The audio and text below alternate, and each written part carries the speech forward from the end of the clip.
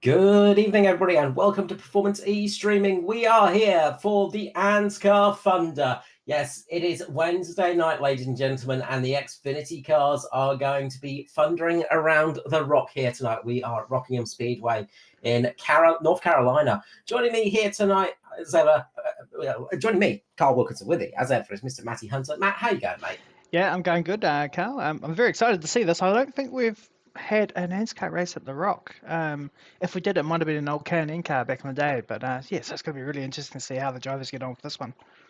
Absolutely. It's been a long time since we've been to this track. I'm trying to think back in my brain, and the last time I think I raced on it was in an 87. So it was quite a while ago in something else. And it is a very tricky track, 1 mile in length, of course. It's got some decent banking, though. And as you can see, plastered across the straight there, Thunder Alley, of course, it makes a great noise, this place. It does. And the word from the drivers is it's very bumpy as well. So we're going to do some onboard stuff just to try and show just how bumpy it is.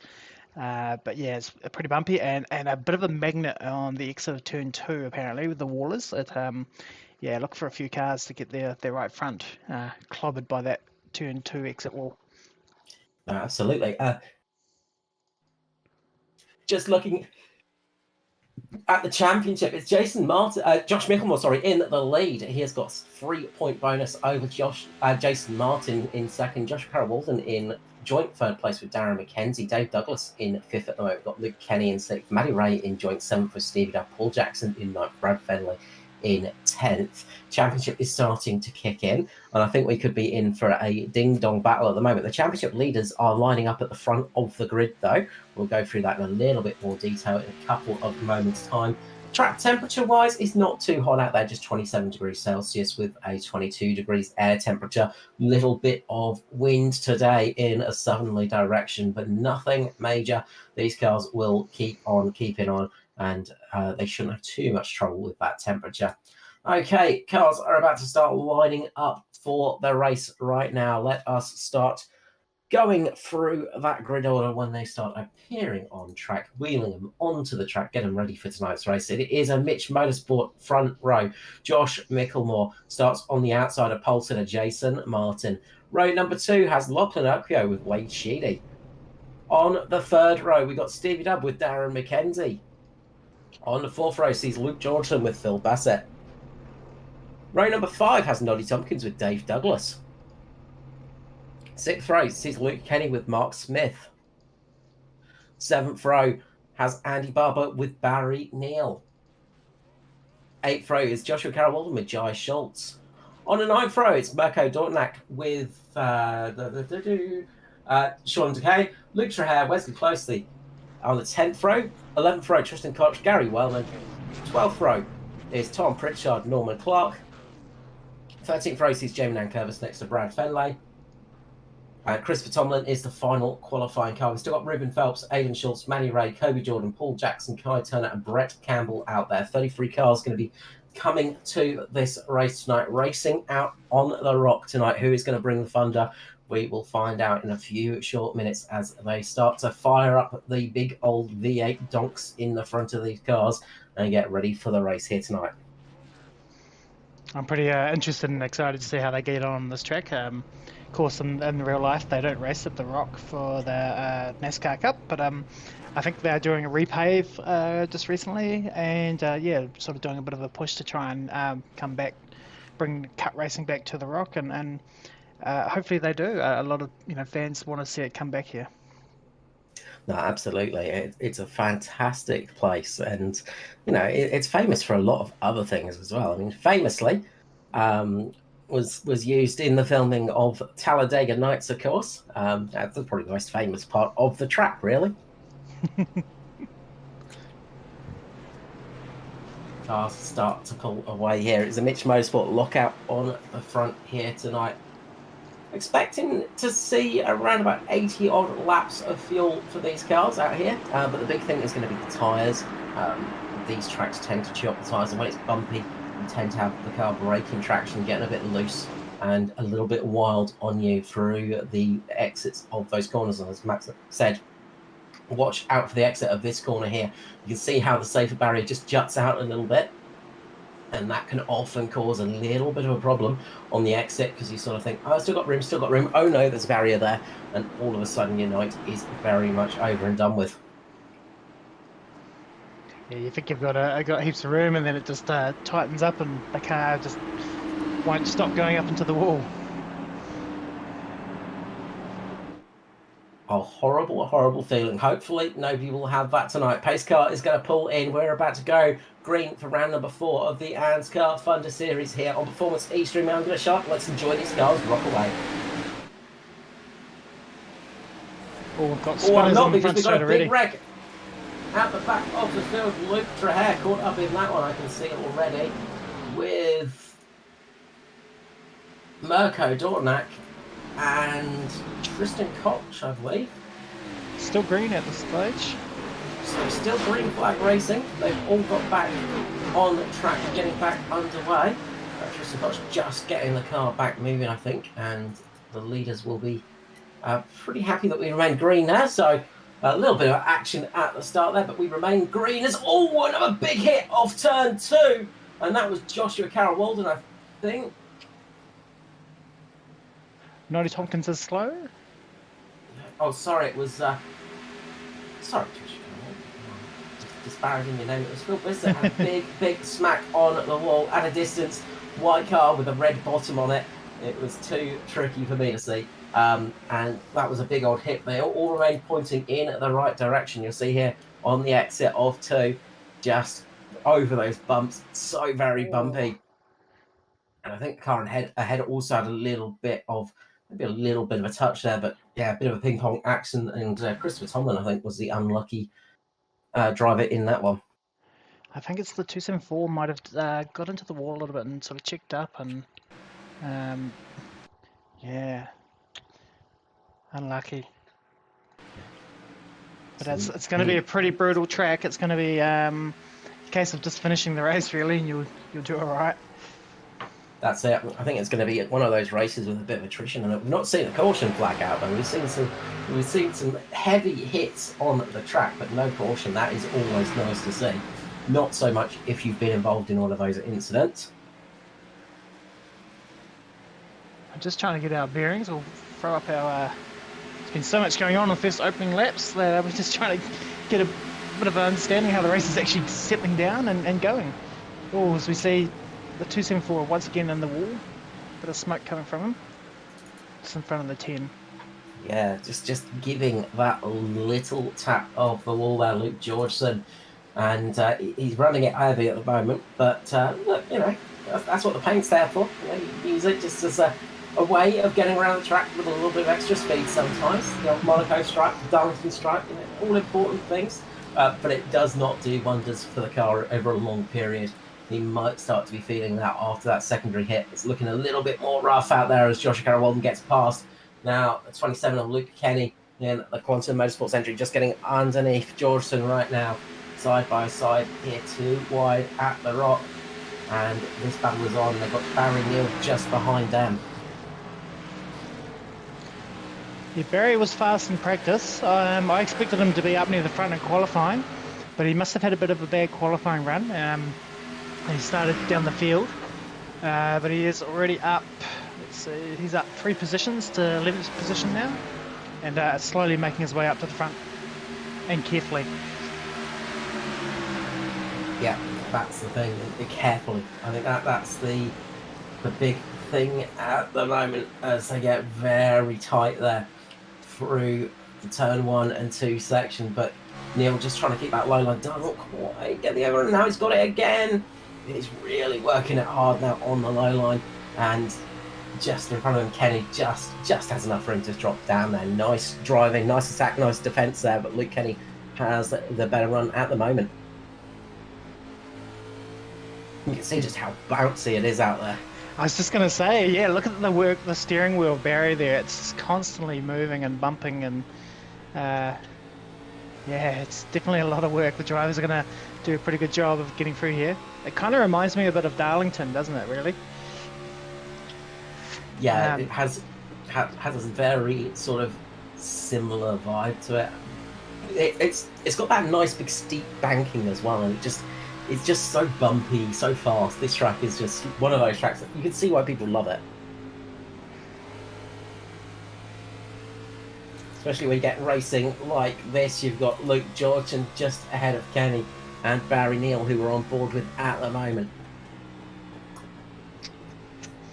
Barry's just having to be patient here at the moment, just letting the battle up ahead of Luke and Luke actually. Luke Georgeson, Luke Kenny. Let the two Lukes battle it out, sort of out who's going to go where, and then Barry will just try and slip through and yeah, keep looking after his car for now. Yeah, keeping those tyres alive in the early stage could be a nice idea if we get a long green section. As Georgeson just gets a big bite of the barrier that time round, and that slows him down a lot more. A second bite there, taking 2 bites of the cherry out on 2 separate occasions on this lap, and that's just chucked the momentum out of the car. That turn 2 exit's really, really starting to become his best friend. You don't want to have that turn 2 exit be your best friend though. It'll be damaging that front right of that car and it'll stop the car from turning quite so well. Yeah, eventually the steering wheel will stop doing what you need it to do if you keep mistreating it like that. And look, the other thing as well is you get a nasty jolt through your hands as well when you do that with any force feedback wheel, and that often makes you a little bit less comfortable too. Up the front though, we've got Clint Urquio up in P2. He's managed to get his way past Josh Mickelmore at the moment. We're pretty steady in the top 5. It's just these 2 spots changing position at the moment, as Tristan Koch is just going down a lap here as well. I was getting caught out on the start-finish line at the green flag stage of this race. Yeah, Jason's cleared out, got himself a good 1 second gap to Lachlan. Josh is just dropping back a little bit here. Just under threat from Wade Sheedy and Stephen Williams, another veteran driver on the veteran track, doing pretty well. Top 5. Yeah, you can never discount Stevie Dub. He has got a lot of experience underneath him. I'm sure it's not his first time out here on the Rock, and he's just keeping it at a steady pace just ahead of him. Wade Sheedy, we've seen him having a really good run recently. A very nice victory in the trucks on Monday night, and he'll want to carry that momentum over tonight and try and get the victory in the Xfinity cars as well. He will. Who's that? Just trying to work out. Norman Clark there. He's also gone a lap down in the 09 car there. So perhaps he was caught out at the start as well of the incident. Well, I'm back to a little bit of a look at that. No, he's had a moment across the start-finish line on lap 15 of the race, just on the exit of, just on the sort of little bit of a triangle. Oh, he just come up on somebody that had, I think, maybe collected the wall. It was Sean Decay. He's collected the wall out of turn 4, and Norman has done a great job of making that not into a big wreck there, because that would have wrecked at least 3 or 4 cars. And Norman just skidding across the grass, gets a little bit of a bump, keeps it going green, but that's going to cost him a lot of positions, and that's a shame. That is a real shame for Norman there. Just keeping an eye for battles throughout the field. They're all pretty spread out at the moment. So one that's shaping up is for P5 at the moment. You've got Joshua Carroll up 9 positions, and he is really trying to put the pressure on Stevie Dub.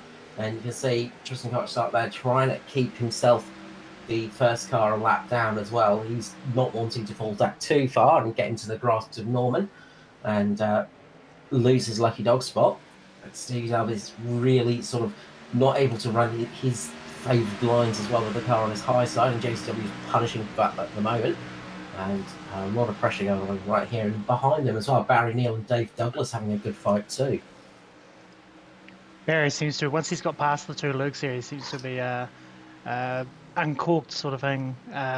He's past Mackenzie for 9th into 8th spot, and yeah, he's just closing up behind Douglas here. He's working his way towards the front. But I'm really surprised that, I mean, given the incidents that we had, we're 23 laps in and we still haven't had a caution. So the drivers are doing really, really well.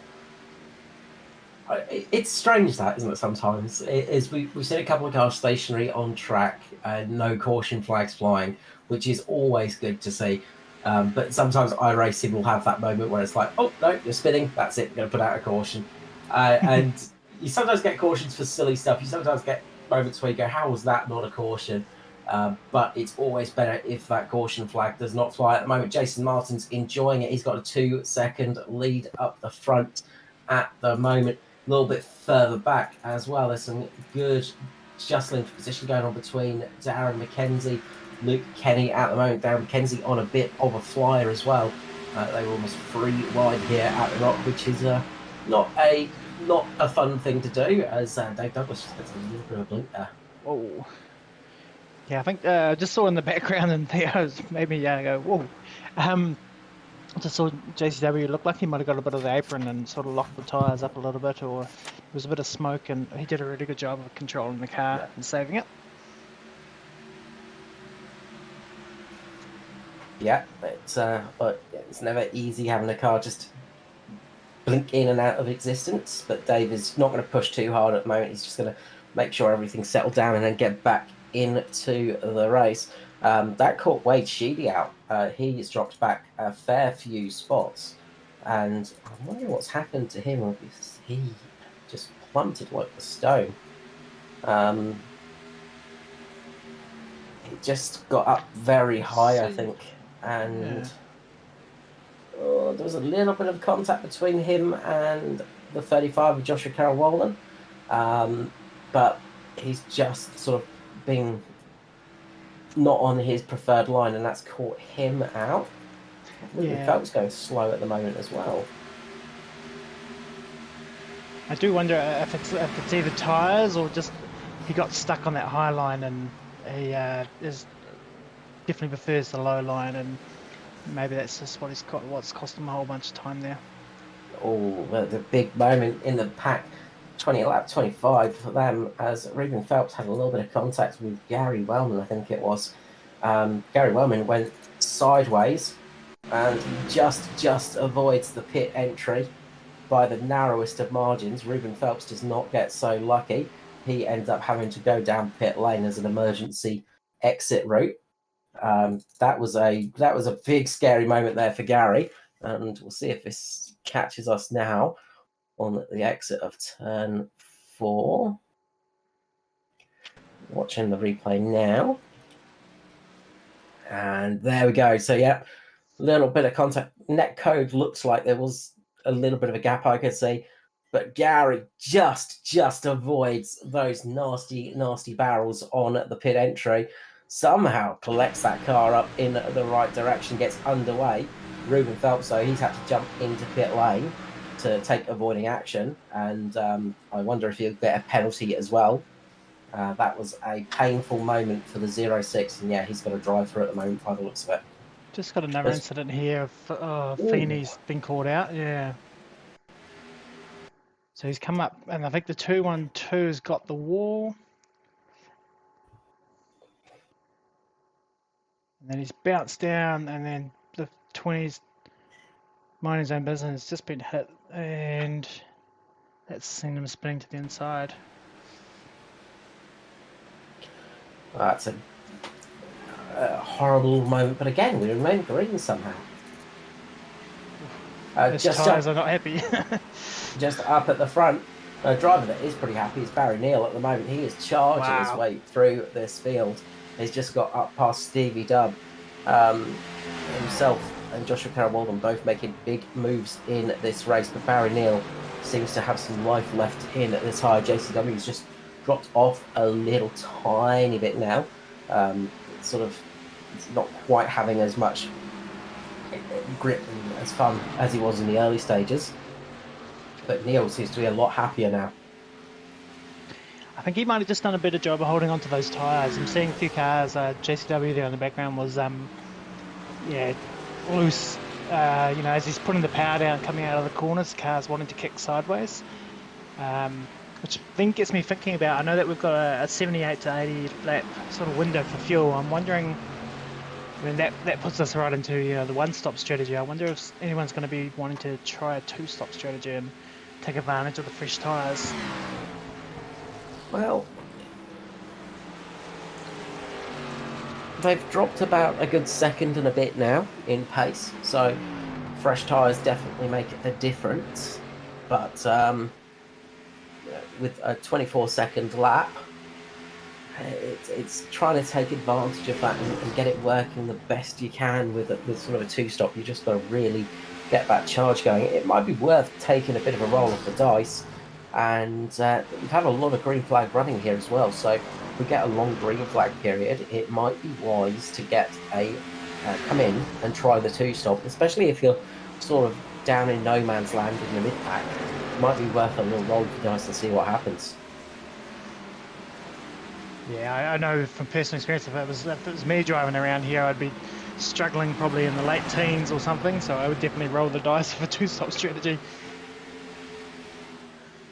Yeah, it's who's got the comfort, who's got the guts to do it as well. I guess that's the big thing. You're going to lose a lot of time in pit lane though, so that's the only handicap. But I think it might be worth a bit of a roll of the dice for somebody. I mean, if you're sort of sitting in no man's land at the moment, just going, yeah, there's not much more I can do. It's worth having a little try of it, and you can't leave it too late. The longer you leave it, the less time you can get back on those tyres, of course.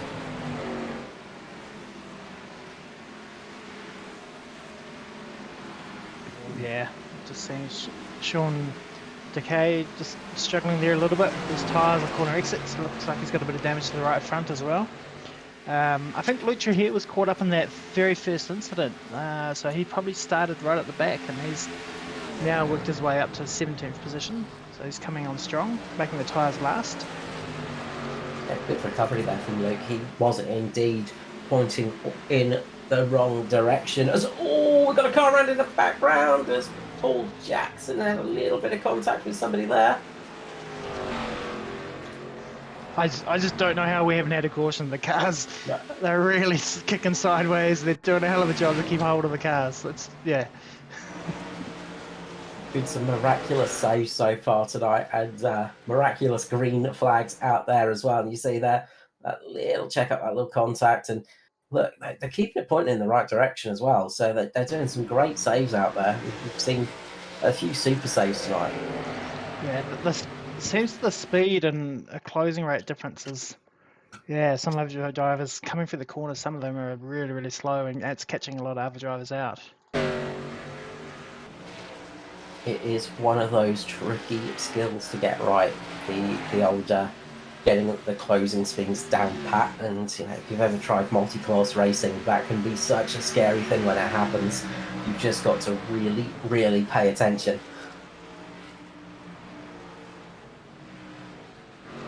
I believe we're joined up here in the booth by Mr. Mark Johansson. Mark, how you going, mate? Yeah, good, mate. Sorry I'm a little bit late. I had a little bit of a board meeting to go to, and yeah, now I'm here, and it's looking like some good racing. Yeah, you've been missing out on some cracking green flag action here at the Rock. We've had a few big moments and a few big moments where we've gone, how has that not been a caution? But they've remained green here for 43 laps. We've got 95 remaining. Just waiting to see if anybody decides to try a two-stop strategy here tonight. There would have to be someone that had tried. And I think it's being answered now by Wade Sheedy. Yeah. I've just forgotten. I'm watching the cars go around, and I've forgotten how bumpy this circuit is. Yeah, it's not smooth, is it? She isn't billiard surface out there. Luke Kenny also coming in as well as Steve Williams. So a few people deciding that now is the time to pit. And this is the moment where they decide, yep, we're going to try the two-stopper. And I see the Mitch boys are top of the table. They are, yes. Lachlan Ogbia, keeping it right on the tail of Micklemore at the moment. And those two have been swapping positions a couple of times tonight. they've got a fairly nice gap behind them, which these. Oh, was that speeded up? Just having a big moment. It was indeed. Sorry, it was him exiting the pit lane. That's what it was. So he's decided he's going to come in with some fresh boots, and Lockingham and Josh Mickelmore have been having a good battle, but Barry Neal's been on an absolute flyer tonight. But there's a fairly decent gap behind Erpio to Barry Neal at the moment. There's about 4 seconds between those cars. No, just see on the radio, Brett Campbell's coming in.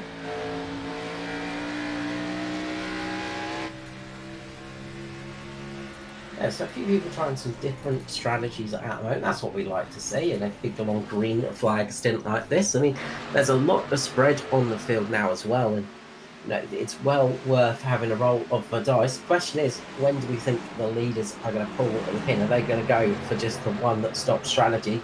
Can they make that work, or are the tyres just going to be way too much trouble? Oh, look, you look at the guys up the front, Josh and Jason. I'd put my money on that they'll run the tank dry or close to it, and then come in and have a really short spin on some good tyres. I think it's about 80 laps of fuel that they can get out of a tank, if I remember correctly. Okay, should be interesting. Yep. I was about to say, guaranteed now, Jason Martin will pull straight into pit lane. He's a good one at making a liar of me. I swear they listen to us. They listen to us chatting along about pit stops and going, "Yeah, they've got plenty of time out there. They can run for a lot longer." And everybody goes, "No, we are gonna absolutely mess with those commentators. We're all gonna pit at once."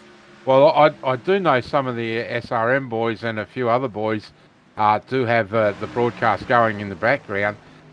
So we really got to try and not give away too much through the broadcast, because they're using it for tactics, I hear.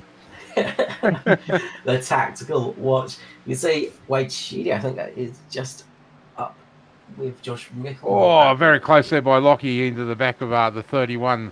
Josh there. Very close to touching. They are really racing hard at the moment, but there's some cars on fresh tyres around them as well. And this is where the risk of a caution gets very, very high, because you've got drivers on fresh tyres, you've got drivers on old tyres, drivers on intermediate tyres, medium length tyres, and it all turns into this weird little race where you don't know how fast the car's going to go through the corners. This is where we expect to see a caution if we're going to see one. Yeah, definitely. And the real race looks like it's between Josh and Erclio.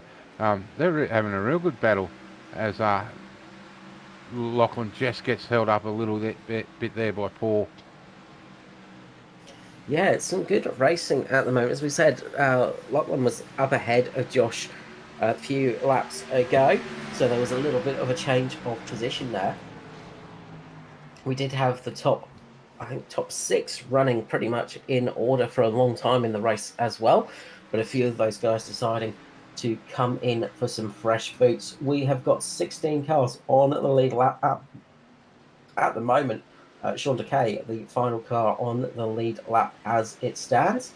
Won't be for much longer though, because he's got Jason Martin and Luke Traher here having a good battle with the 45 of Gary Wellman. This fight is looking pretty hot as well.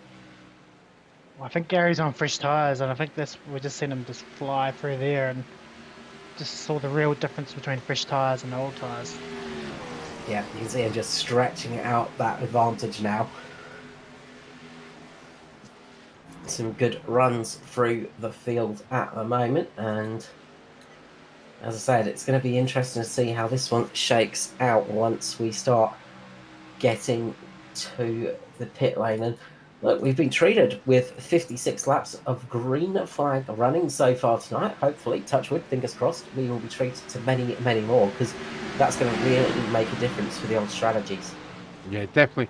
And I see the 2 danger men that you can never count out, Barry Neal and Dave Douglas, rounding out the top 5. So another good run there for those 2.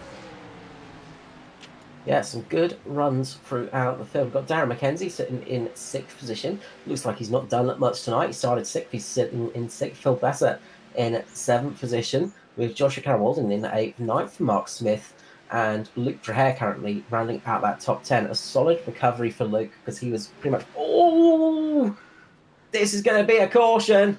Yes, caution. As contact between Bissett and Carroll-Walden there, and I think Josh Micklemore got caught up in that one as well. Yeah, I just heard him ask over the radio how bad damaged his rear was. So it looks like the 35's got up into that dreaded wall. The magnet has collected his car, brought him up into the wall, and it spat him out into an unsuspecting Phil Bissett. And is it Phil or Mark?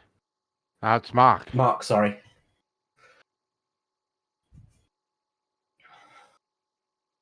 And that both those Lucas Oils cars were having a good run. They were both in the top 10. So I think that may be night over almost for Mark. Luke Dreher as well, just nowhere to go in that situation as well. It's been an unlucky night for the 43. Looks like Josh Micklemore may have just got a little bit of a contact in the rear. It's nothing major, just a tiny little bit of damage on the right rear. So nothing to panic about for the Mitch supporters. As they come into pit lane, Jason Martin has a huge gap up the front. He's going to be able to make all the mistakes he wants to in pit lane and come out with the lead. Yeah, all those top 10 guys are now in pit lane. Top 13, they're in pit lane. So a lot of them have pulled the pin and come down to get some fresh Goodyears, and I'd say they take on a full tank of fuel to see them way into the back end of the race. Yeah, the ones this is going to hurt is anybody trying for that 2-stop strategy. Of course, that's going to be a painful little caution flag for those boys. Yeah, definitely. Now, I'm going to put a question, because the three of us are racers. Would you come in and take on a full tank of fuel, or would you take just a half tank and try and get back onto that second strategy to run the little bit longer and build to the end on the tyres with maybe 30 to go? Well, I'm taking all 4 tyres, so I'm going to just chuck all the gas in there, because with all 4 tyres going on, it's not going to make much difference. Yeah, if I'm up near the front, I mean, if I'm Jason Martin, you saw that he was 60 laps into the run. He was still the fastest car on track, so I don't think he's going to do anything. He'll probably run now to the end. We might see some of the other drivers lower down the order roll of dice, which would be cool to see. But I think, yeah, those fast guys at the front should be okay. And just looking at strategy calls from everybody, they've all looks like they've all taken all 4 and got a few little repairs done here and there as well, and some tyres as well. But yeah, I think with the pace of those leaders, you just, it's hard to try and think up a strategy to try and beat them at the moment. Definitely. I just see the lucky dog, by the look of it, is Jamie Nankervis. So I do know, I was talking to Jamie earlier this afternoon, and he actually said to me, "Oh, I don't even own this track, I better buy it."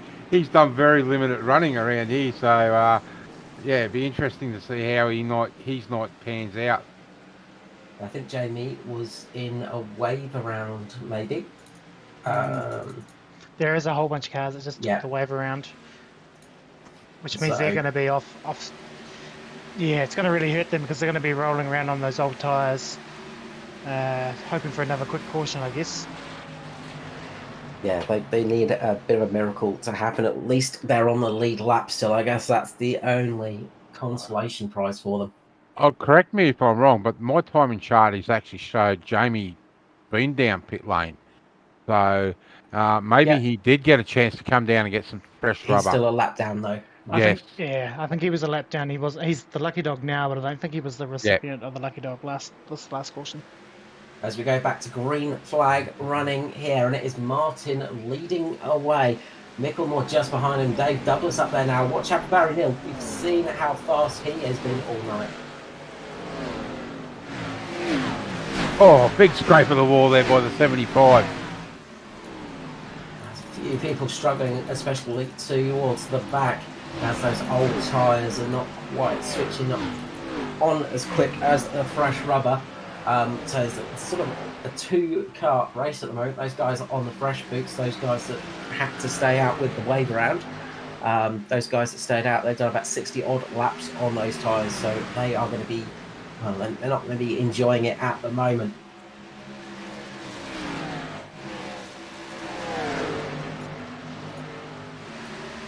As we remain green here at Rockingham Speedway, here in North Carolina, and it is Jason Martin, Josh Micklemore, Dave Douglas, Lachlan Urquio, Barry Neal, Matty Ray, Phil Bissett, Andy Barber, Joshua Carroll Walden, and Wesley Closey. That's our top 10 at the moment. Yeah, I was going to say to you, Carl, there seems to be an issue that 83 car's up into the up towards the front too early, I think. I don't know what you're talking about, Mark. I don't see any 83 car on track. So yeah. I just see Barry Neal and Phil Bissett, and there's just like a weird distortion of name around that section of the field at the moment. Yes, every time we seem to mention him, he gets into trouble, so we won't mention him again, and we'll let him have a good run and won't put the curse on him. Ruben Phelps in pit lane. I think Ruben Phelps got caught on that restart by something. I think he may have drive. Yeah, I don't think he stopped. He did stop, so it may just be a... He's having a very rough night. He's 6 laps down, so yeah. It's not going well for Ruben at the moment, and he is... he got caught on the restart. I saw a couple of cars spinning out, and I saw Ruben on the apron as well, so I think he may have got caught in that one, unfortunately. Yeah,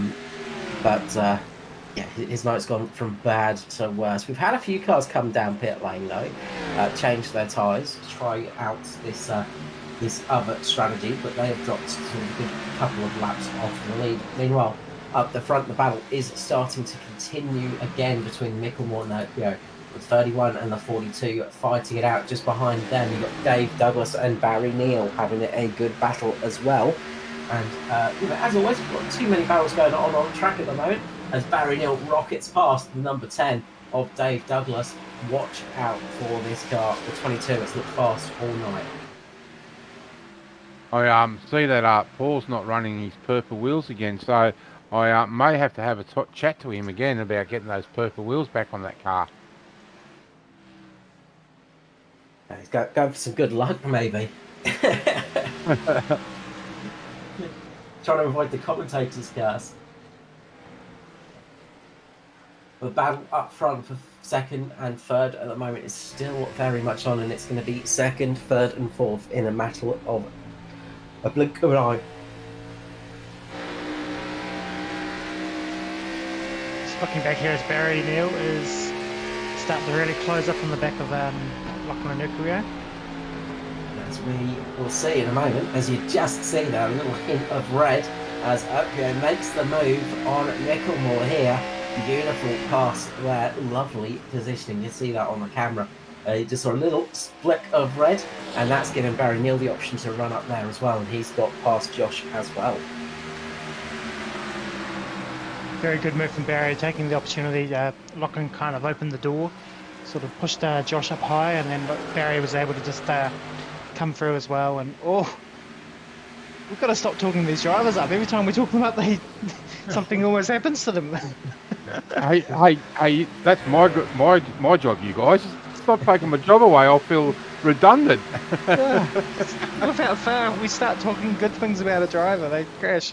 Maybe we should talk bad things about them. I'm not sure. But, remember, if you don't want us to mention your broadcast, we charge $50 a race. It's that simple. For the Christmas party. Yep.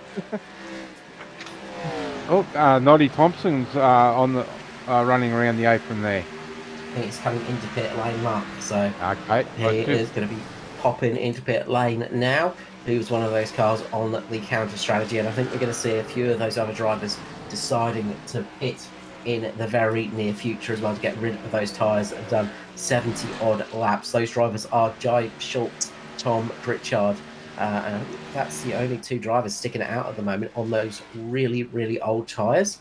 Well, they haven't actually stopped yet on my records. No, I'm Right. not showing them as stopped either. No. So 74 or 75 laps on these tyres. Yeah, they are going for it there. So they are trying a very different strategy. So that's nice to see. Guy is the master of alternate strategy, so it's pretty good there. And he seems to be able to get a little bit more fuel out, mileage out of those tanks. And we've seen that in the cup races, and we've seen that also on Saturday night with the Warriors, that he got a really good long run. He's also running a bit of a different line to some other drivers as well. He's running a bit higher than the rest of the field, and that's going to protect those tyres a little bit. So interesting to see here from Jai Schultz, and having a good run in the 270 at the moment.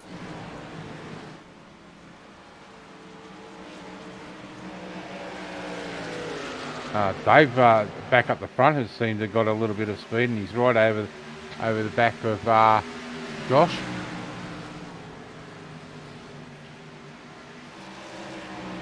And as I say that, there's a little bit of a gap open up. I think I might just shut up for the rest of the night, because same thing's happening, Matt. Yeah, I'm just wondering if I should talk about drivers or not. Yeah, they're just dealing with a bit of traffic here, which is sort of splitting them up a little bit, or opening up the gaps, and as they just work their way through lap traffic. I don't know if you want to jump on board and just to show the spectators that bumping coming into turn 3. I don't know if you've been on board for a complete lap, Matt, but if you watch, so they're coming out of turn 2 here down the back straight, and it's more up on the high line. You can see the real big bump. Down on the low line, it seems to be a little bit smoother, but I just don't ever remember this track being so rough, Carl.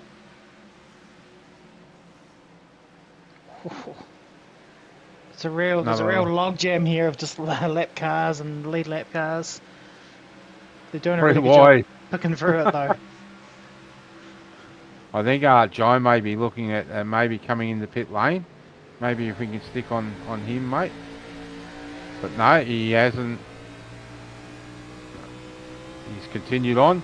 So he has to be getting close to that end of that fuel run, like 79 laps, 80 laps now on that tank. He's 3 seconds that lap slower than the leader too. Yeah, it looks like he's is he or isn't he? I'm not sure. I'm not sure if we're seeing the right data from him as well. I'm just not sure. As he's in pit lane now. Yep. Him now? Yep. So not seeing any last lap data for him. No. A little bit of a look through the timing for us, and I'll be with you in a moment for that one. Yep. Geez, they're brave getting down below that yellow line in that turn. As you see Paul Jackson do that. Very brave. No, I'm looking for any sort of advantage to get the car turned in, I imagine. But yeah, I wouldn't be wanting to jump it down below that yellow line, that's for sure.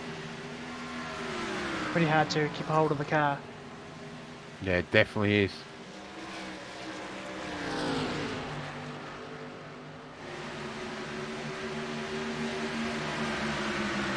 So once again, Jason Martin up the front has managed to get the field at the moment. 2.1 seconds is his lead. So he's seems to have this track pretty much worked out for himself. He's fast, but he's also fast over a whole run. He was once the tyres go wear a little bit, he's still faster than anybody else. Sorry, what was that, Carl? I can confirm Joe did not come into pit lane, so he stayed out there for an awful long time, and I think very much the same is Tom Pritchard as well.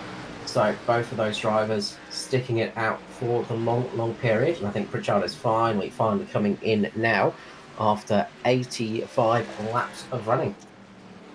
So the fuel numbers has been right on them from the little spies we have up and down pit lane. Very much so. And remember that, you know, that little bit of running under caution just eats out the fuel mileage a little bit there. So they were just hoping for another caution flag to fall to get them a cheap pit stop. It did not fall, unfortunately. So that's hurt them out a little bit. They did try the counter strategy there. It just didn't pay off, sadly, for them. And it's a shame because Joy is now 3 laps down. So the master of the alternate strategy, it hasn't worked out for him tonight. It is the problem when you gamble on strategies, is it either works or it doesn't, and when it doesn't, it hurts a lot. I just think he might have just stayed out a little bit too long. The lap time compared to the leaders on fresh tyres, I think he was, a good 2 seconds a lap slower. So didn't quite work out tonight. He's got some nice fresh boots now for this final bit of a run. He's got tyres that are some 30 laps younger than the leaders. So 25 laps younger than the leaders. And then you have Tom Pritchard, who's got 30 lap younger tyres as well. So they might be able to crawl their way back up towards the top. And they may be able to get themselves a few sneaky spots, especially if people feel like they need to come in just to slap another set of tyres on if they start struggling. Still got 47 laps remaining here at the Rock. It's Rockingham for round number 4 of the ANZCAR Thunder. The thing that will hurt them though is if we have another caution, because I would barely say that all that front top, or the top 10 will end up coming down pit lane. Probably just taking a splash in case we have a overtime run, but we'll definitely take a fresh set of goodies.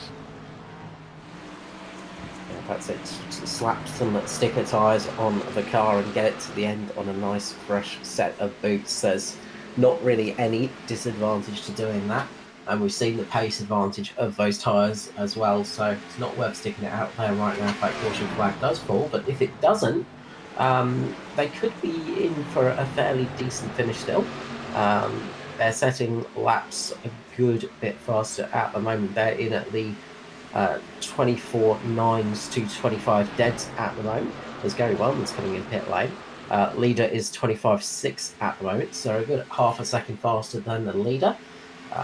So this should be interesting, but it's Gary Wellman coming in pit lane for his second stop of the evening. So I think a few people might be looking at just wanting to get some extra tyres on because they're just struggling a little bit.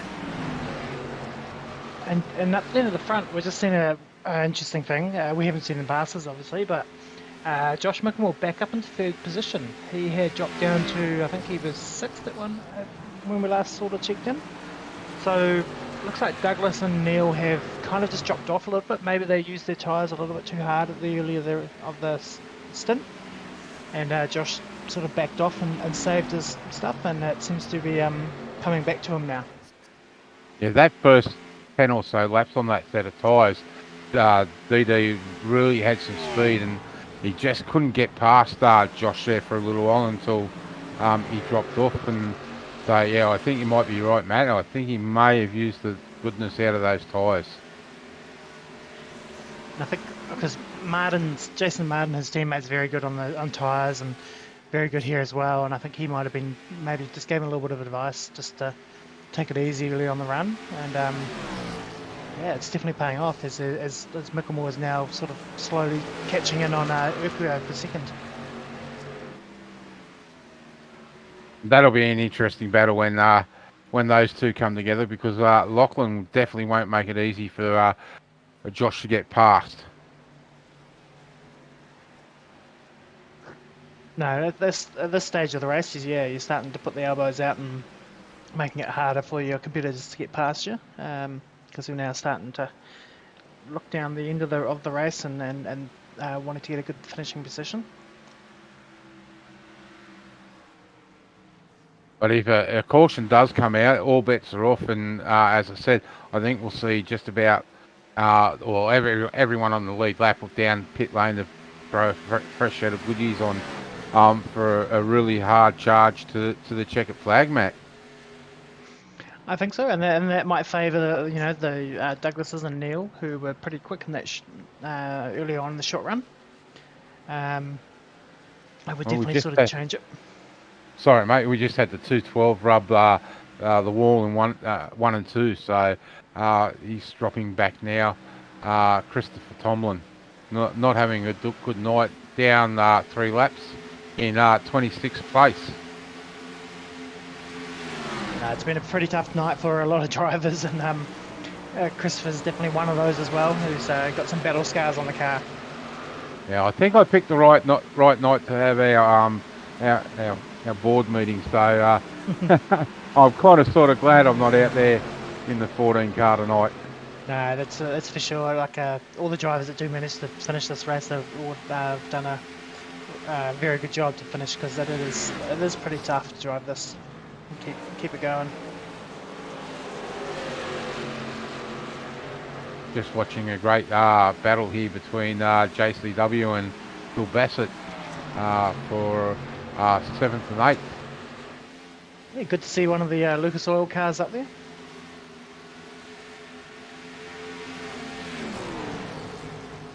I'm not a little bit biased just because I run Lucas Oil, so I've got to be backing those boys to have a good run. But unfortunately for Mark, I believe he may be back out there, but no, I don't think. I think he might have parked it for the night, which is very unfortunate. Wrong place, wrong time for him. He got caught out and got quite a bit of damage for it, unfortunately. He was having a good strong run too.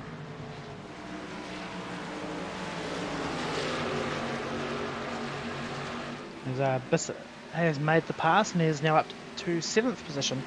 Just working a bit of lap traffic on the outside there.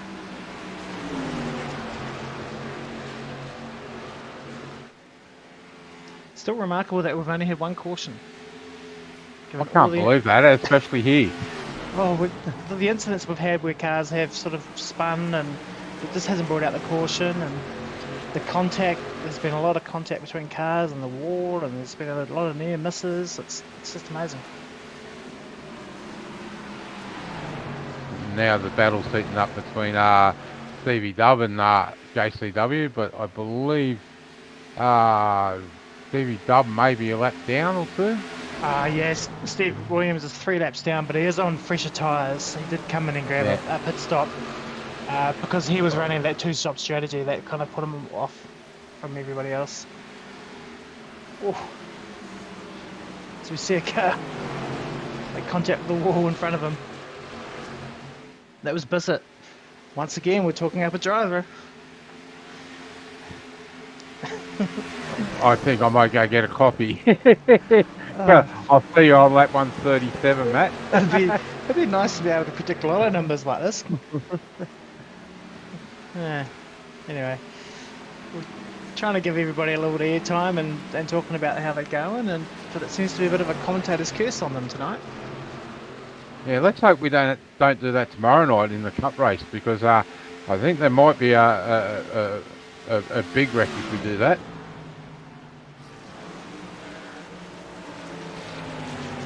Of course, yeah, the Cup Series tomorrow night, that's at Phoenix, so yeah, with that narrow back straight, you get a bit of an incident coming out of that corner there.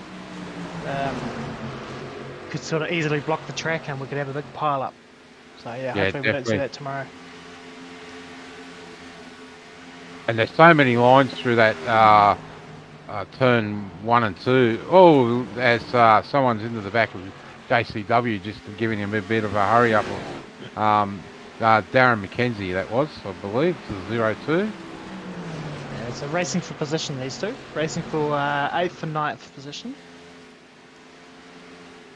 And there's no love lost down there in 8th and 9th. It's just hard as it is up the front. So the boys want to be getting some good points out of tonight's race.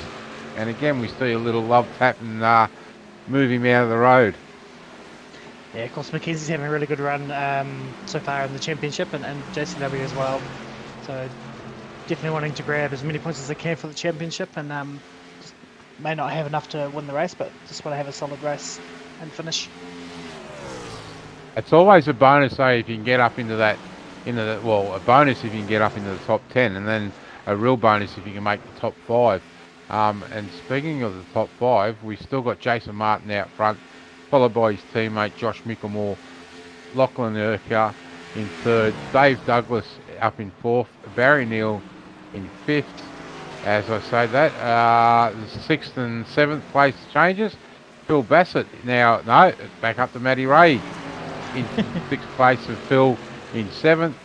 Darren Mackenzie in 8th, JCW in 9th, and Wesley Close in 10th. So some good running there from the boys. Yeah, great run for Wesley tonight too. 10th position. Looks like he'd given the wall a few clobbers early on, but yeah, doing a very good run. Let's hope he can keep this good run going and finish and get a nice solid top 10. And as we speak, we see Darren Mackenzie make a move on Matty Ray for 7th and 8th. So Darren, by the speed he's carrying, he must have some real fresh tyres, or no? No, he might have just done a better, yeah, done a better job of saving them, I think. Yeah, Looking after them. Yeah, he's really got some speed in that car at the moment. Running through that top 10. So the next car in his sights is the 30 of Phil Bassett. So we can see there on screen. Yeah, the 30 Lucas Oil car there.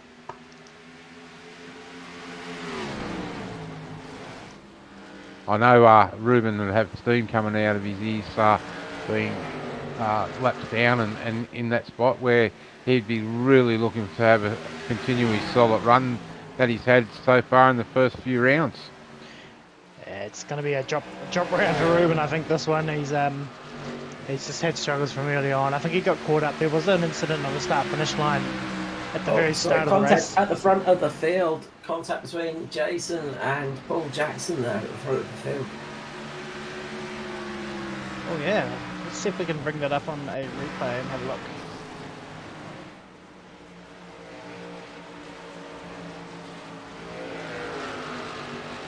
So it looks like Jason's just going under to lap him, and I think Paul's just got loose on the corner entry, and there's a little bit of contact there, and no real harm or foul. Luckily for Jason, I guess he had a fair bit of gap up the front as well.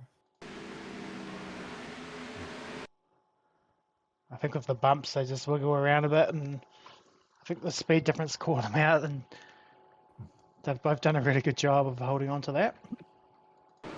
So what, Jason's done really well because that car was fair sideways, and lucky it didn't completely go around on him and slide him up into the wall. Excellent car control. We're pretty spread out at the moment. Still battling hard from about that 6th position onwards, where Darren Mackenzie's now made it up to 6th position. But he's got about 7 seconds now to Barry Neal in front. And they're running relatively similar lap times. So yeah, maybe not enough laps to catch up if it stays green.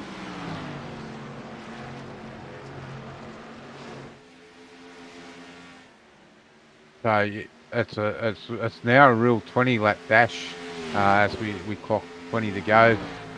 Who's looked after the tyres the best?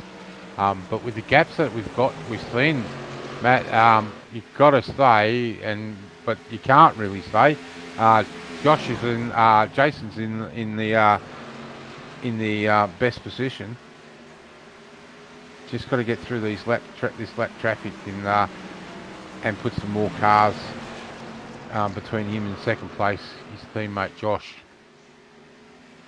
He's got a 3.5 second lead, and his lap times are pretty much He's the fastest, or thereabouts, the fastest car on the track at the moment.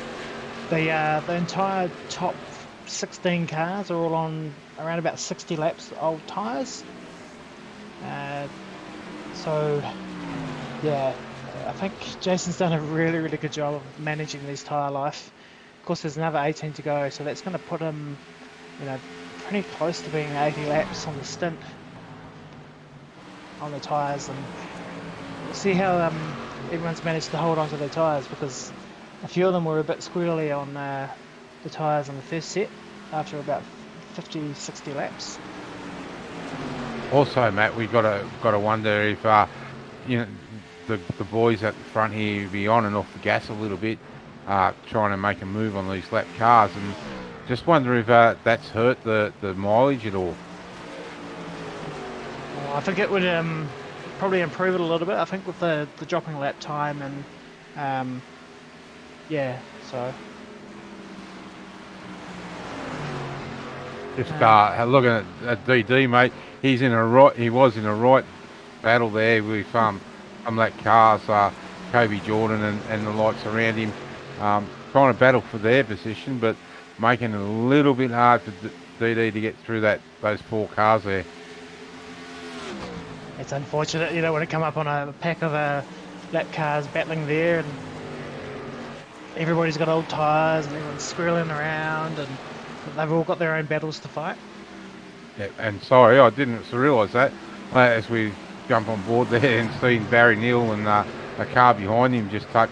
I didn't realise that was 4th position there, a 5th position closing in on DD. So that little battle trying to get through that little group of cars has closed that gap between Dave Douglas and Barry Neal.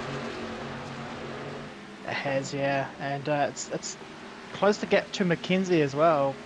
Mackenzie's down now 5.7 seconds behind Barry Neal, and when we checked, about 6-7 laps ago, it was over 7 seconds. But of course, Darren will have to work through that traffic as well on his way to catch Barry. But at the moment, he's got a nice clear track.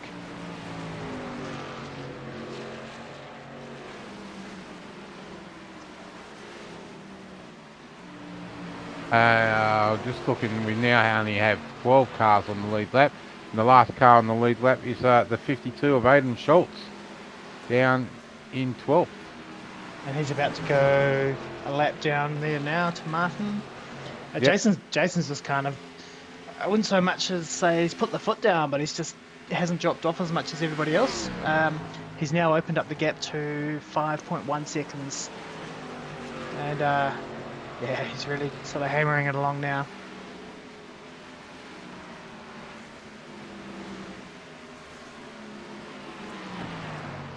We can see him getting down right on that yellow line there in the turn 3.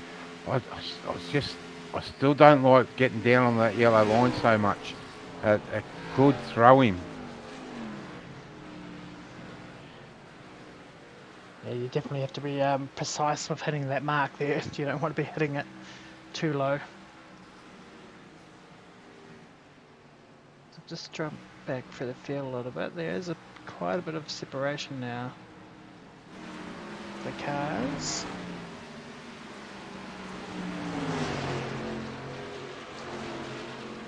That other set of lap cars has definitely held Barry up a little bit to give DD a little bit of breathing space. And it might be just enough breathing space with 9 laps to go. And just over a second, and Dave's pace is pretty good as well. You see Wesley closely has just passed Bissett for 7th spot, or he had passed him, but now Bissett's coming back. Oof. And he's used the wormhole. He's in the pit lane, so obviously his tyres are shot, I'd say, or he's out of fuel. Yeah, something's not right there. He's coming to a stop, that's a real shame, because he had such a good run going on, but it looks like maybe he's having network or internet connection issues. We see Wesley closely in 7th spot now. definitely not what you want so far into the race with only 7 laps to go. But No. it looks like he's got it. Nope, he's Nah. still. Nah. Oh, Well, this may bring out a caution. it may do. No, we're No, going to get he's away with been it. out. Yep. Yeah, so he definitely looks like he's had some network issues there, and he's done the right thing by just pulling it into the inside and just getting out everybody's way. Norman Clark here on screen at the moment. Sitting in 30th spot, 2 laps down. Really good run for Norman. When we sort of checked in at the early part of the race, he got caught up in the early first lap drama, and he was running pretty much near to last. So he's just kept chipping away, and he's moved his way back up to 13th. No, you can never count out Norman to be up there towards the end. He'll be happy, but he won't be happy with 13th. No, it's a great recovery anyway.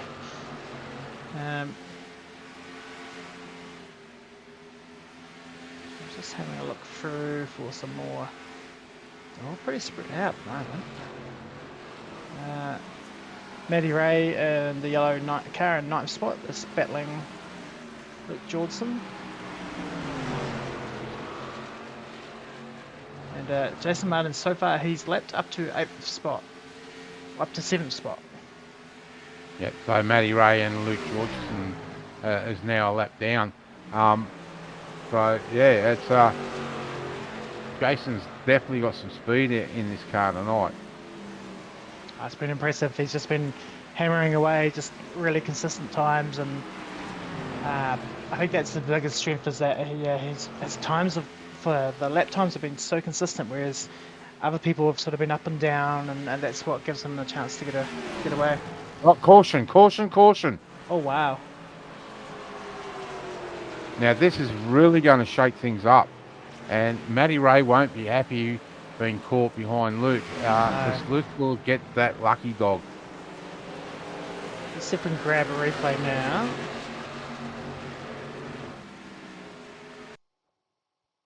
Oh, is that Tomlin? Tomlin? Tomlin has got into the Yep. wall, and that's That's fired a him down to the big hit. inside. Yeah. Oh, that is a big hit on the nose. That's night over. And again, it'll be a shame because 3 laps to go and that happens. You can see he just brushes that wall and it spits him out, then sucks him back in, and he just throws him down towards that inside fence on the back straight. And we had heard that turn 2, that wall was a bit of a magnet, and there we are. That's turn 2 exit, and that's what pulled that in.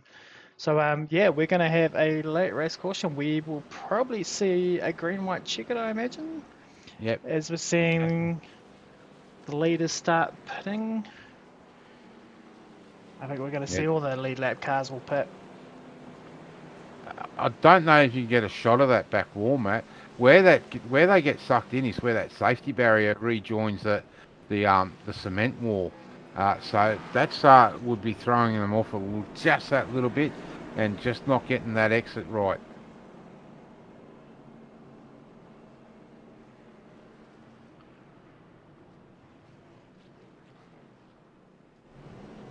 So the big question is, are they taking 4 or 2?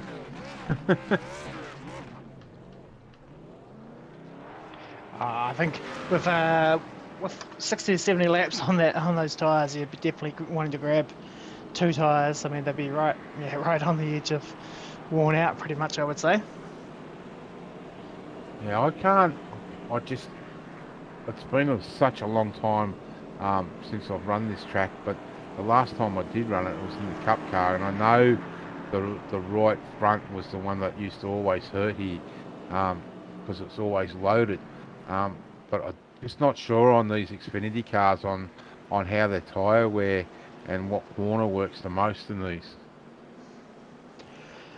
Yeah, well, judging by the fact that they've been getting pretty squirrely off the corner exit, I would think the rear right tyre will be lighting up as well. So I think that right front on entry and that right rear on exit will be both getting a bit of hammering, I think.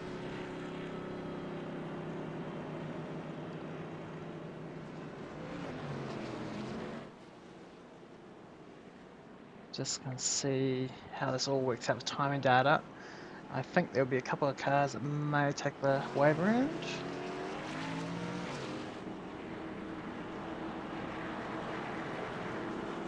This is going to be interesting now. So as you said, Matt, everyone apart from down to Matty Ray has been through pit lane. So it's going to put Darren McKenzie right on the heel of Barry Neal. And we've seen the pace that Darren had early on those fresh tyres. Whether he's got enough speed in that car to get the pass done, as we see Matty Ray get the wave around. Yeah, Josh Carroll Warden's going to take the wave around as well, I believe. So those were the cars that were kind of only just gone one lap down, and I think they're taking a wave around to get onto the back here, and they won't have time to get to fresh tyres. So they won't really be a factor. I think they're probably sort of counting on there may be an incident up front. That means that they can sort of go through and pick up a few more positions at the end of the race. Yeah, well, I can tell you, Matty Ray's going around, so a little bit. It's a little bit different. If we were at a 1.5 mile track, you would have seen Matty and the like duck in the pit lane and grab a set of tyres because of the roll around time. But here we go, Matt. Time for a real sprint race. Yep, green, white checker, 2 laps to the end, and next caution ends it. Oh, Martin spun the tyres on the restart. He's trying to move around. That's given Josh the race lead and DD in the second. Oh, and Mickelmore is slow on the inside. I wonder if they've been given a restart infringement. Oh, he might have, because Jason spun the tyres, maybe. I can confirm Mickelmore, Kenny and Tomlin, as well as Cody Jordan, got black flags from that restart. Oh, wow. That changes the whole result here. And we've got Douglas in the lead, and McKenzie in second, Martin in third, Wesley Closley's in fifth. See if he can hold on to get a top 5 finish. But I think Douglas is going to be able to get this done.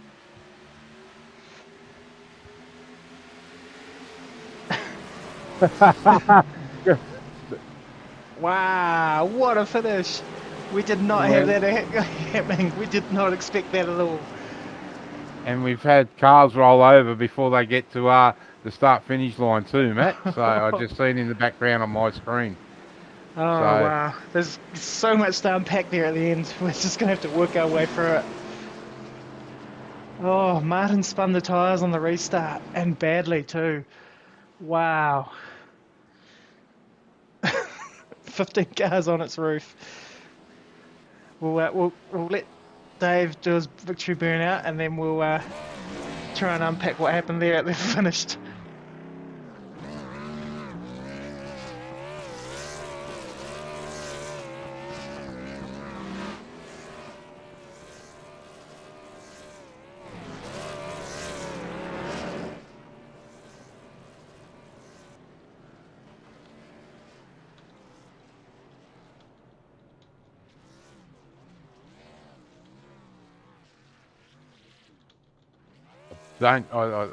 He's got fresh rubber on, so this could take a fair while for him to finish his burnouts.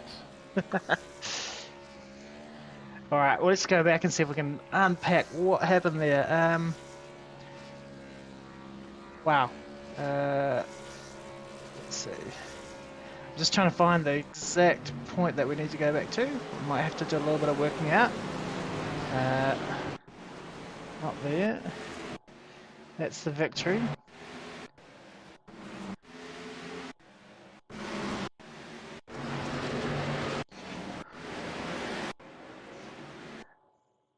Alright, here we go. So if we watch this restart here. Big accident with Jamie Curvis, that was the big rollover one.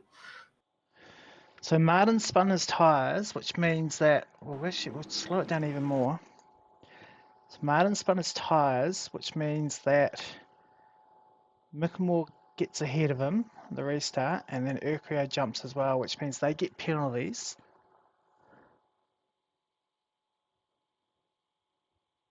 Tell you what, Wow. Dave and Barry were lucky that they didn't get up alongside before that start-finish line.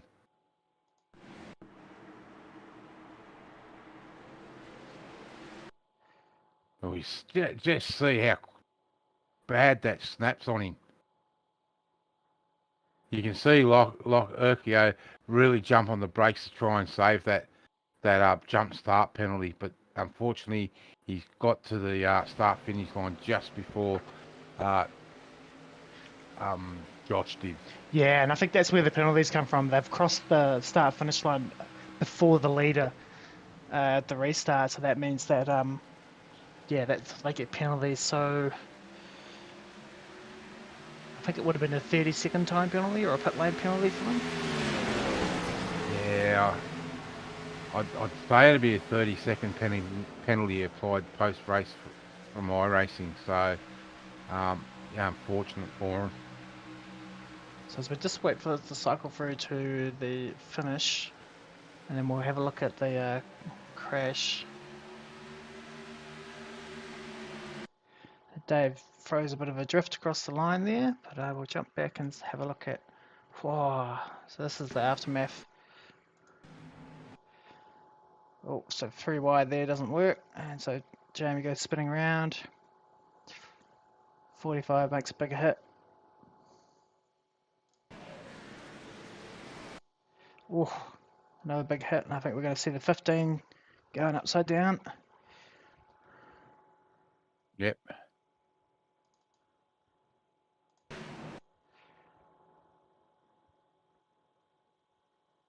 Oh, just got stuck on the wall and it flipped it over. And that JCW there in the background, not it was. not the way he would have wanted to finish tonight's race. No, and the poor 15 wouldn't have crossed the finish line. He would have had to tow. So very unfortunate there. Wow. What a way to finish your race. So I don't know how we want to start. I mean, do you want to try and see if we can grab Jason up for the interviews, Mark, and I'll let you do the interviews. We'll grab Jason first, and yeah.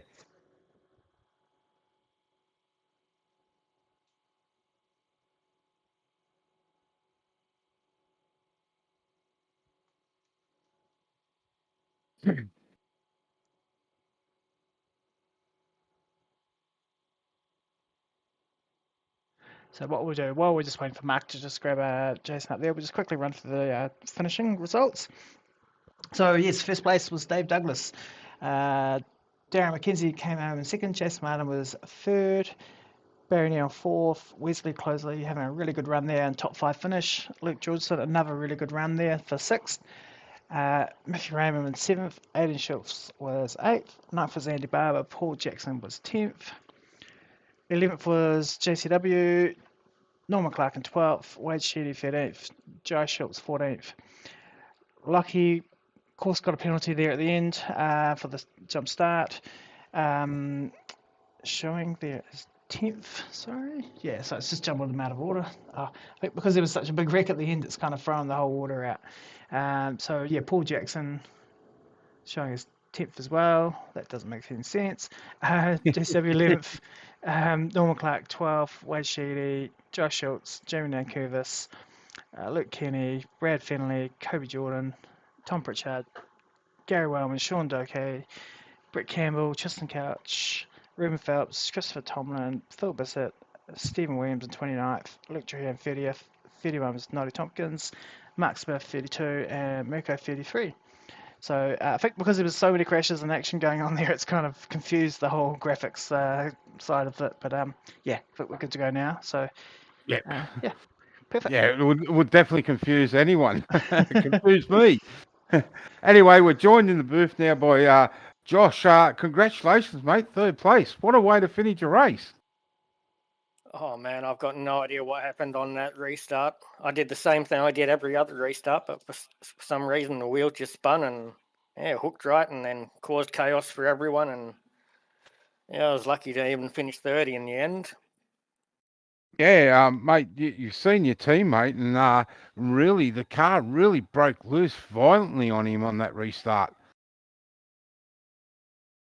Yeah, I think there was some oil or something on that bottom lane because apparently the guys behind me had issues as well. When during the race on all the other restarts, none of us had any problems. So I don't know what happened there. Yeah, right. Mate, we were talking about tyre life. You two boys seem to be able to hold those tyres under you for such a long time, where a lot of the other guys seem to be starting to slip towards the back of the stint. Yeah, when I saw this track, I knew I was going to go good on the long runs here. I've always liked it on the long run. I'm good at saving that right front. So, yeah, I know how to save the tyres here and make them last for a full stint. And, yeah, things were looking good until the yellow. Yep. I can't remember, as I was saying through the actual broadcast, last time I ran here, it was in the Cup car, and the right front was the tyre that really hurt. What tyres were hurting with you guys tonight? Was it the rears? Because the cars really broke loose in some of the turns. Yeah, it was definitely the right front getting too worn. But, yeah, I think after about 30 laps, for some reason, it was real hard to even drive the car straight. So it must have been tyre heat or something because I was struggling to hold it straight as well. Yeah, definitely. Well, maybe they've updated the tyre wear today with the update through iRacing. So it's going to be interesting tomorrow night in the Cups at Phoenix to see what type of tyre life you're going to get there. Yeah, I'm not sure if that's changed for the short tracks. I think they only changed it for the 1.5 miles. Yeah. Well, mate, it was a lucky but a well-deserved third place tonight. So again, congratulations. And before we let you go, usual shout out to your sponsors and supporters. Yeah, sorry for the guys who got caught up in the mess at the end there and got a black flag. I don't know what happened there. I still don't know what's going on, so I need to look at the replay or something to figure that one out. Got to thank you guys for the broadcast and the boys at Mitch Motorsports. Yeah, definitely, mate. Well, congratulations yet again on third place. And we'll see you tomorrow night in the Cup cars, will we? Maybe, I'm not sure yet. Fair enough, mate. Well, some great points for tonight, and we'll see you next week, Matt. I'm not 100% sure where we are next week in the Xfinity. Are we back together with the Cup cars? Yes, yep, we'll be at Atlanta next week, I believe. Some good racing to become there, Jason. Yeah, that'll be a close one again. All right, mate. Well, thanks very much for your time, and again, congratulations on second place. Third place. Cheers, mate. Thanks, mate. Thanks for your time. All right, so we will now pull up our second place getter, Mr. Darren McKenzie. Mate, welcome to the booth and congratulations, second place. Yeah, thanks. Bit of a shock. I wasn't expecting to be here. I don't think a few of you were expecting to be up in the booth post race. Oh, definitely not. The night I had, I think I damaged my car 3 times and had about 50 seconds worth of repairs all up. And I was still carrying a little bit at the end there. And yeah, sort of that yellow come out, fresh tyres. Jason spun the wheels up, and I'm not sure. I think Josh might have got done with the black flag on the outside there because he pulled up hard in the middle of 2 there and dropped low. Yeah, I think we worked out there was 3 or 4 of them that ended up with black flags for the race start. But mate, I've got to ask that before that last overtime caution come out, you seem to have some real speed in that car. You got a little blue bottle or something in there? Yeah, I was finding if I could keep the thing off the walls, it was coming back to me late in the runs, through the middle and late runs. So it was just, yeah, like I said, I hit the wall a couple of times, and I think I had a bit of side contact with Aiden there when I was trying to pass him, but and sort of dropped back, gave that position back, and yeah, just as I said, just things fell my way. Yeah, definitely, mate. I've got a comment early on. Like 12 months ago, you seem to burn your tyres off fairly quick. But as you said tonight, you've been able to conserve tyres and get a really good run late in the stage. So it's something you've been working on, or is it just the progression of the cars? It's definitely something I've been trying to actively work on. It doesn't always work.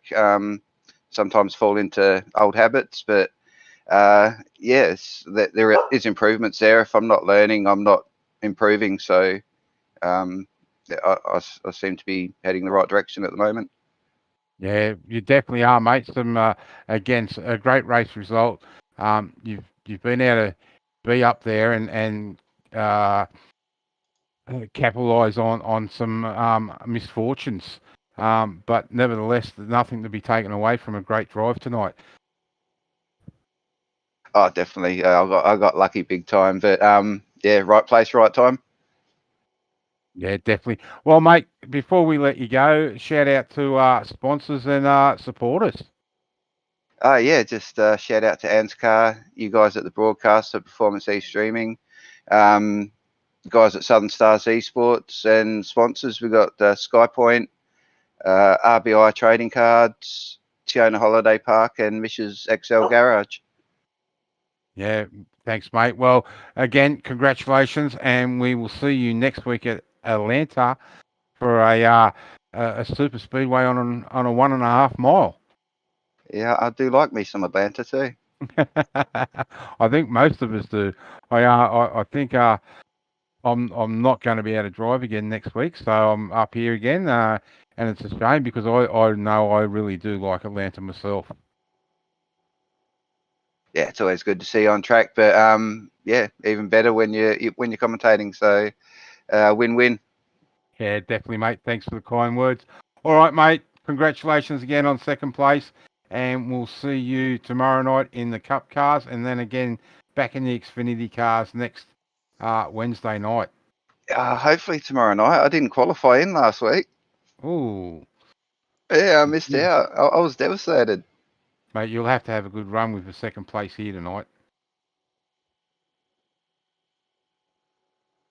All right, ladies and gents, that's Darren McKenzie, and we will bring up into the booth the man himself, Mr. DD, Dave Douglas. Congratulations, mate, on the great win tonight. Hey, boys, what's going on? It's always good when you get a win. You always come up here joyous. Mate, pull that one out of the hat, though. I'm a magician, mate. Maybe I need a new nickname, the Magic Man, mate. I don't know. Eat his casting couch so we can hide anything you want. Mate, talk us through that restart because we were just like, wow. Yeah, it caught me by surprise as well. So the caution come out. Oh, mate, I was happy to take the top 5 and just roll home 4th or 5th if Barry got me because we were having a little nice battle there. If he got to me, we would have had a good run to the line there with 2 laps to go. But then the caution came out and I thought, here we go. So took the tyres, obviously, and then basically I just wanted to get the best jump I could with the Mitch guys, obviously knowing they're going to be talking to each other and calling it. So I hit the go gas button. Away she went, and then as the revs went up in the range, she just kicked sideways, and I thought, oh no, I've done it. I'm going to kill the field here. I'm going to spin out, and someone's going to run me over. It's going to wreck the race. And then next minute, I popped out, and there was no one in front of me. I was like, JC, Micklemore was sitting on the front, and then I was like, shit, that's interesting. So anyway, I just pressed on, and then Josh was sort of half on the track, and obviously black flag, so he just pulled up and got out of it. But we were racing a bit hard, and I was like, oh no, he's going to wreck this, and I had to go around the outside, and then yeah, it was just a race at the end then. But man, surprising, but yeah, that start definitely caught me surprise. And second gear, new tyres, and then she just lit up. Yeah, definitely. Mate, you wouldn't have wrecked the field. You didn't have 14 on the car, so pretty safe there. 1465, she was in the pit, mate. That's best safe, eh? Mate, we spoke briefly to the other boys about the tyre wear. Was it really the right size that went on you, or more so the backs, or? No, I was expecting the rear to go, and it held on pretty good. So I was getting good drive out of the turns. To be honest, it was pretty even. I felt in my car. I didn't check it. I'm in here now. I will check it though. But no, I didn't because that was a green white checker. Hang on, it didn't change to the left rear. So I've still got the 62% on the left rear. That's why I buzzed up. I've got new tyres everywhere else, but no, I don't know. I don't know what's going on there. Oh no, because I did my burnouts. It's burnouts. Anyway, sorry, but yeah. Fire your crew chief, mate. Yeah, mate, yeah, iRacing doing updates, man. I don't know what I'm looking at now. But no, tyres are all right. That long run, maybe just a little bit longer for me, and I was probably in trouble with Barry. But that first stint, I was just looking after him, so I felt they were pretty even to me. They weren't too bad. Yeah, definitely. Well, mate, a great win. Great to see and have you back up here in the commentary booth post race. Cup cars tomorrow night. Looking forward to Phoenix tomorrow night. Yeah, I like Phoenix. Not very good in the Cup car for some reason. I told you that the other day. Remember? Yeah. I was no good, so let's try that again. I'm no good in the Cup car. Let's see if we can go win it or something like that. I'll get out and give you a push tomorrow night, mate. Yeah, beauty, mate. I will. They're running the forward, mate. You know. Yeah. And then Atlanta next week. So a short track, and then back to a basically a super speedway on 1.5 miles. Yeah, well, either way, it should be fun because Phoenix is fun. It's a good track. I'm normally pretty good there. But yeah, so the Cup's a bit of a disadvantage to me. But then we go to Atlanta, and that's going to be a fun track too. So with the competition in the ANZCAR ranks, it should be interesting. Yeah, well, mate, before we let you go, a shout out to your sponsors and supporters, and there must be plenty of fans out there that'll be tuning in tonight to be a great race. So many birds tuning in tonight, I reckon. I wait till I get off here. They're going to be on my phone. But anyway, shout out Murky for the old crew chief, mate. The old not two tyres, the 4 tyre call. We were taking 4 no matter what he said. Shout out Lurky, home track. He had a bad run tonight. He let me win, I guess he said. Shout out to the boys, Sim boys. And shout out ANZCAR, you boys up here in the league. In the broadcast booth. Hopefully, put on a bit of a show for tonight. It was a good little track, good little action-packed track. So, and shout out to all the ANZCAR admins for keeping up the good work and keeping the riff-raff out, mate. Yep, no worries, mate. Well, again, congratulations, mate, on a great win. And we'll see you tomorrow night back in the Cup cars and back in the Xfinity cars next Wednesday night. Absolutely, mate. Hopefully in the booth. I'll talk to you boys later. Definitely, mate. Thanks for your time tonight, buddy. No worries. Love you, mate. Bye. Well, Matt and Carl, if you're around, what a great way to finish a race here at Rockingham. Certainly not what I thought would finish on. Yeah, I mean that kind of sums up why I like oval racing so much, is that it's never over till it's over. You know, I mean, you look at the stats for how many laps that Jason led. He pretty much led every lap except for the couple of ones at the end that mattered the most. You know, if you've got a good car and you're still in the running, you're still on the lead lap at the end there, you never know what can happen, and you might end up getting a result. Well, that's a testament from tonight with the little slip up on the restart. So yeah, definitely, oval track racing can definitely throw anything your way. Yeah, and that's what I say. That's what I really like about it. And you get a late race caution, and it sort of mixes it up, and you can put you on your lead onto the lead lap, and you get a good finish at the end there. So yeah, really great race to see. Yeah, definitely. Well, mate, we've got plenty of action still to come this week on Performance E streaming. Tomorrow night we're back with the Cup cars from Phoenix. Now that's a tough little track. We already seen the Warriors League head there this year for the opening, and it's definitely a narrow, slippery little track. It is, yeah, and especially with the dog leg as well. You get cars spread out, fanned out 5-6 wide, and then coming back up into the track and running into each other and causing issues. So, yeah, it'd be interesting to see how we get on there. Of course, that's tomorrow night, and then next week for the Thunder Series, we will be at Atlanta. Yeah, definitely. And before the Thunder next week, we've got the Australasian Supercars here on Performance E Streaming on Sunday night. So looking forward to that one again. You and I will be handling that one as Carl is having a little holiday for a week or two. So we wish him all the best on his little jaunt. Yeah, yep. Yeah, so we wish Carl all the best for the next couple of weeks. I know he's got a bit going on. Yeah, and yeah, we'll be doing the broadcast tomorrow night, Thursday night, and then we will have the Australasian V8 Supercars from Michigan on Sunday night. Yep.